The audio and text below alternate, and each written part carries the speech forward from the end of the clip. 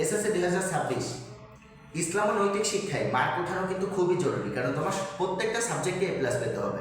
তো ধর্মের এই টপিকগুলো যদি তুমি খুব ভালো করে পড়ো, তাহলে আশা করা যায় তোমার কমন আসবে এমসিকিউ এবং সিকিউ এর জন্য।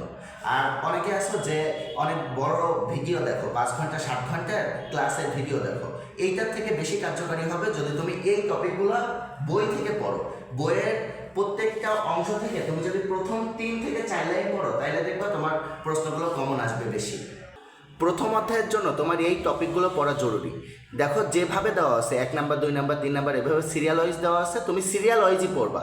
বই খুঁজে তুমি বইয়ের রিডিং পড়বা, যে প্রথম অধ্যায়ে দেখবা যে নিফাক কোথায় আছে, কুফর কোথায় আছে, এইভাবে তুমি পরপর টপিকগুলো পড়বা।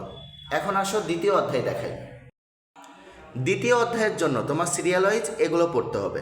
মাউন্টটা প্রথমে পড়বা, তারপর 4 নং হাদিস, 8 নং হাদিস, এভাবে পরপর তুমি পড়ে যাবা। অধ্যায় 3-এর জন্য তুমি এই টপিকগুলো পড়লেই কমন পাবে ইনশাল্লাহ। অধ্যায় 4-এ সিকিউ বা এমসিকিউ সুদ ও ঘুষ, অদা পালন, দেশপ্রেম, তাকওয়া, এই টপিকগুলো থেকে সবচেয়ে বেশি আসে। তো এগুলো তোমার রিডিং পড়তে হবে বই থেকে। পঞ্চম অধ্যায়ের জন্য মোস্ট ইম্পর্টেন্ট হচ্ছে মহানবী সাল্লাল্লাহু আলাইহি ওয়াসাল্লামের জীবন। এরপর পরপর সিরিয়াল হয়েছে এই 3টা তুমি পড়ে ফেলবা।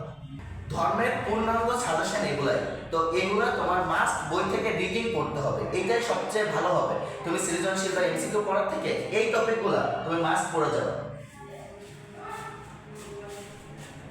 এগুলাকে স্ক্রিনশট দিয়ে নাও।